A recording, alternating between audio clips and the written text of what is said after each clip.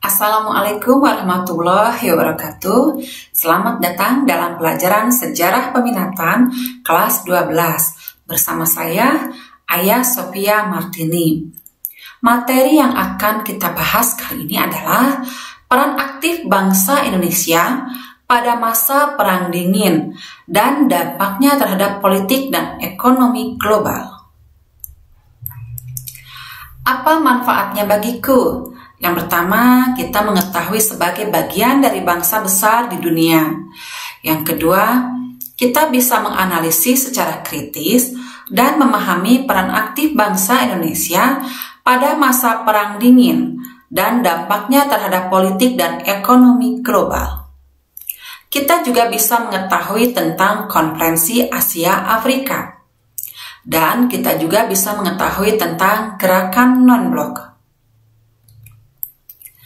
Perang Dingin atau Cold War yaitu di era tahun 60 sampai 80-an, di mana saat itu politik internasional terbelah menjadi dua blok, yaitu blok barat yang identik dengan Amerika Serikat dan blok timur yang identik dengan Uni Soviet. Blok barat mengkampanyekan demokrasi liberalis, blok timur mengkampanyekan sosialis komunis. Dari gambar tersebut kita bisa melihat bahwa dunia itu seolah dibagi menjadi dua bagian, yaitu blok barat dan blok timur.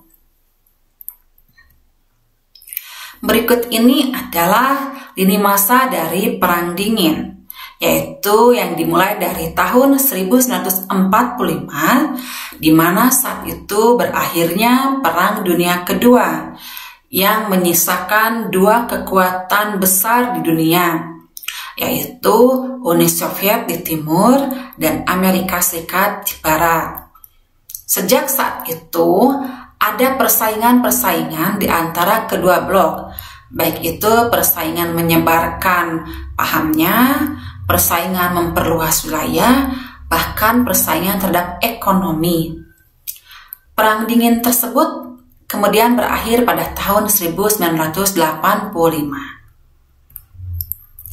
Sikap Indonesia di era Perang Dingin.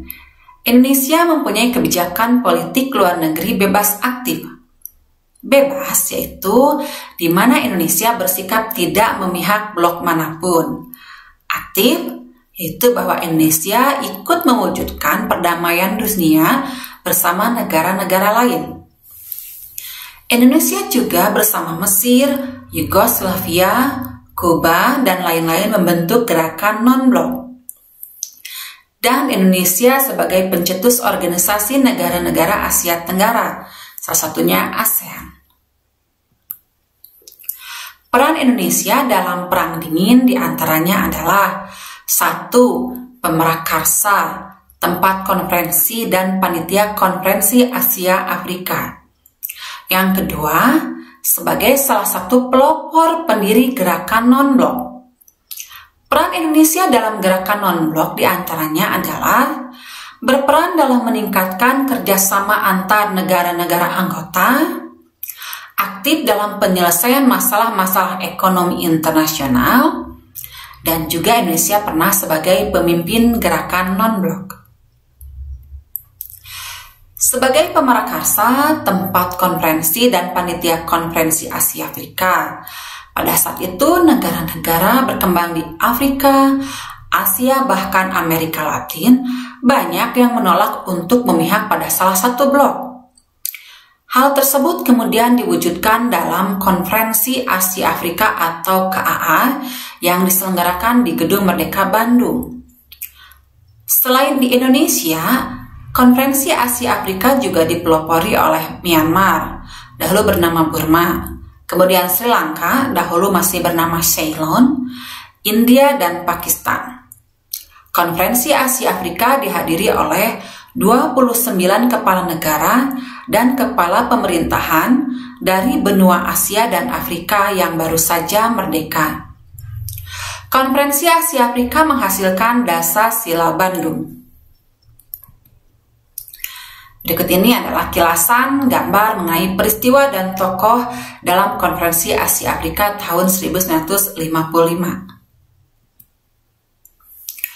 Sebagai salah satu pelopor pendiri gerakan non-blok, Indonesia juga, yaitu pada saat itu gerakan non-blok tersebut terbentuk di Beograd, Yugoslavia, tanggal 1 sampai 6 September 1961. Pemrakarsanya yaitu Presiden pertama Republik Indonesia, yaitu Insinyur Soekarno, bersama Presiden Yugoslavia, Josip Broz Tito, Presiden Mesir, Gamal Abdul Nasser, Perdana Menteri India, Pandit Jawaharlal Nehru, dan Perdana Menteri Ghana, Kwame Nkrumah.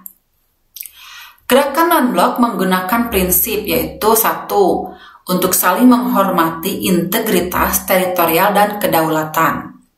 Yang kedua, prinsip perjanjian non-agresi. Yang ketiga, prinsip untuk tidak mengintervensi urusan dalam negeri lain. Yang keempat, prinsip kesetaraan dan keuntungan bersama. Yang kelima, prinsip menjaga perdamaian. Berikut adalah gambar kilasan tentang gerakan non-blok. Peran Indonesia dalam gerakan non-blok diantaranya adalah 1. Meningkatkan kerjasama antar negara-negara anggota di bidang teknik dan ekonomi yang melibatkan negara-negara maju maupun lembaga keuangan internasional.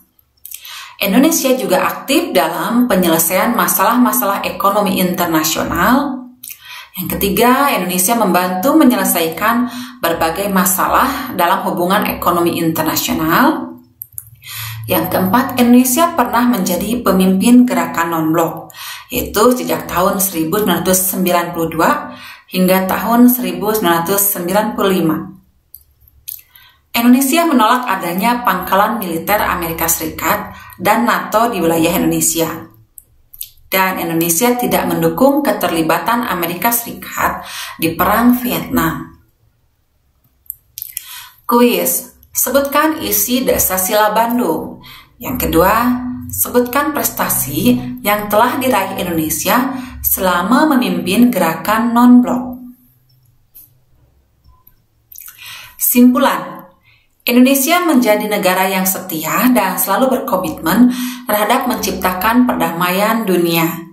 Indonesia memiliki prestasi selama memimpin organisasi dunia. Ingat, jadilah pelaku dan pembuat sejarah di dunia. Sampai jumpa lagi. Assalamualaikum warahmatullahi wabarakatuh.